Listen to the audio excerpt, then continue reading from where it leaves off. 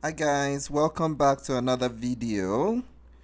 Um, as you guys might have been aware of, the market has kind of been going through a bit of pullback this week, with some changes announced by the um, Federal Reserve in the U.S. and the higher than expected inflation rates in Canada. Inflation is expected to have been pulling around 4% this month. The last couple of months, which is not good news for anybody owning a house or paying mortgages at this point. Um, but yeah, as I announced earlier in my last week video, I'm gonna be taking you guys through another video exploring my Wealthsimple portfolio, and we're just gonna be looking at the changes that's occurred, some of the changes that I've made in there, and sort of how the how the portfolio has performed over the week. As you can see, at the end of this week, my portfolio is currently sitting at 114,166.44, which is quite a significant increase compared to the 112,000 that was recorded last week. Um, as we go into it, you'll find out why that is the case. Let's take a look at my first home savings account. As you can see, at the end of this week, my first home savings account is currently sitting at 8,023.98. Um, I have currently maxed it out, as I mentioned in my earlier video, um, and I'm currently invested in PSA in this account. So no significant changes other than the increase in interest rates, like the accrued interest that's occurred over the last week. So that one hasn't really seen much changes. Now, let's go into my non-registered account, which is currently sitting at 22,988.41. If you're excited to see this portfolio get up to 23,000, let me know in the comment section below. I'm sure really looking forward to that day when we're gonna see this portfolio, or this particular account at 23,000, which should be coming fairly soon. Um, as you can see, I still currently owed cash. I explained last week in my video that this cash account is meant to be saving towards my vacation fund. It's currently owed in 2,747.07. That is the balance as of today, which is still a nice increase. It's up about $8.25, I guess, this week, um, which is not a bad increase, I guess. CSAV. This is another high interest savings account. It's currently trading at 50.22 this week. The 22 cents is the interest that's accrued over the last week. So that one is currently sitting at 4,596.87, which is quite a significant jump actually. Uh, it's been increasing steadily for the last couple of months. And I'm really excited to grow this all the way up to 5,000 soon. Yeah. This I think in the last week video I also explained that this fund is meant to save towards my emergency grocery fund. If in the case I'm not able to like finance finance my daily expenses. At least I can continue to pay for groceries and that kind of stuff. We still need to eat, right? Like, it doesn't matter where what the market is doing, what's going on in the world. We still, one of those really essential things as humans that we need is food. So, and yeah, I decided to have a separate account for that. High interest savings account.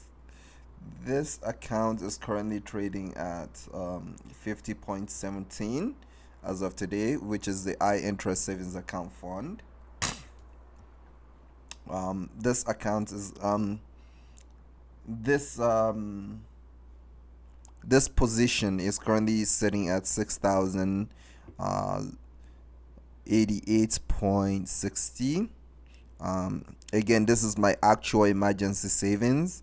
As I explained earlier in last week's video, I'm hoping to grow this all the way up to $20,000. As you know, emergencies is one of those things that can happen anytime. And as I explained last week as well,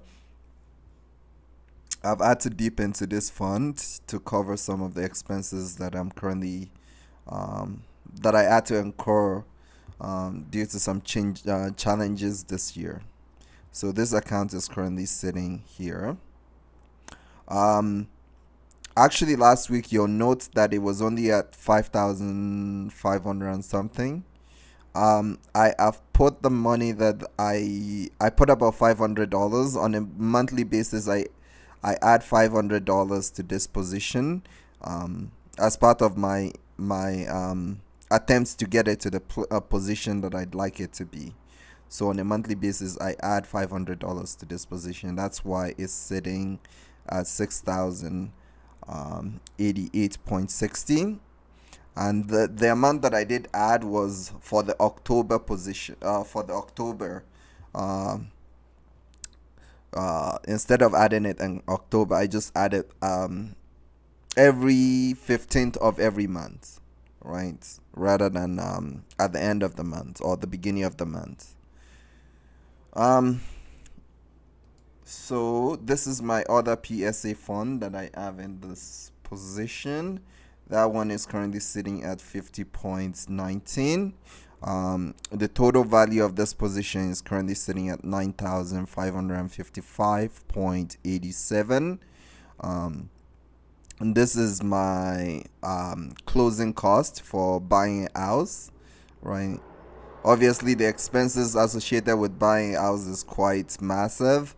And the cost of closing on a house can be very significant.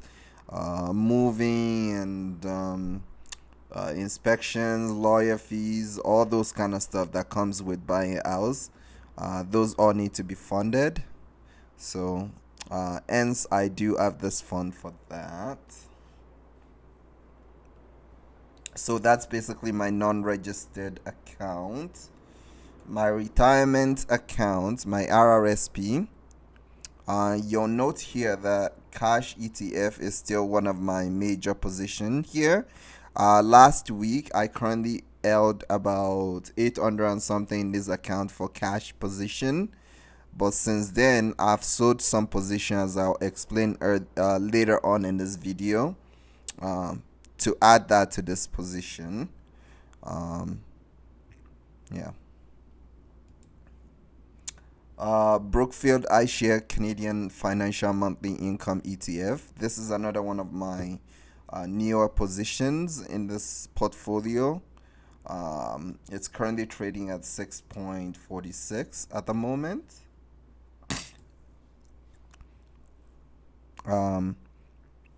It's down 1.25 in the month. This is as a result of the significant down market that we're experiencing as a result of the announcement by the Federal Reserve and inflation numbers reported in Canada. Medexus Pharmaceutical. This is another one of my you'll recall that last week I mentioned that this is one of the positions that I'm hoping to continue to grow steadily. Um, I'm still waiting for a good time to buy into it. It's been fairly steady as of recent, but again, I'd like to buy it maybe around 290, 290, 295. That's kind of where I would like to buy it at. Um, just given that this is a very high number at this point. But yeah, this is one of those companies that I'm really excited, and I think it's gonna do it's gonna do really well in the long run. Um, VDY is one of those stocks that I'm just really invested in this position to collect the dividends on a monthly basis. I'm not really looking forward to, like the growth. This is one that I'm not really too excited about the growth potential that it offers. Even though it's supposed to be high yield, right? Canadian index, right? So it's more or less the yield that, is attracting me to this one. The companies that's underneath this ETF, they're all really good companies, very solid and stable companies as well. So the dividends here is definitely safe. And this is the new one, the big new position that I've made in this portfolio is my XEQT purchase that I made in this week. As I explained earlier, I've sold out of a number of my position, namely BN. BAN was trade Brookfield Assets. Brookfield Asset Management was one of those companies that was trading really high on the announcement that the company is really making some major shift. So I decided to sell out of that position temporarily, just to take the win that was happening at that point, and I sold at a very excellent time because since then it's come down a little bit, not significantly, but it's come down a bit. I'm looking to maybe buy back into it, maybe around $40-$45 again. I'm not like that. $45 would probably be the max I'm looking to buy back into it. But ideally, I'd like to buy back into that position because it's one of those companies that I really think is going to continue to do well in the long run. But yeah, this is the position that I've decided to invest in, XEQT. Anybody that knows me knows that I'm a really big fan of XEQT. This is a position that I think for any long-term investor, they need to really be looking at buying into asset allocation ETFs such as XEQT. Um, this is a really, really good fund that's likely to continue to do well in the long run.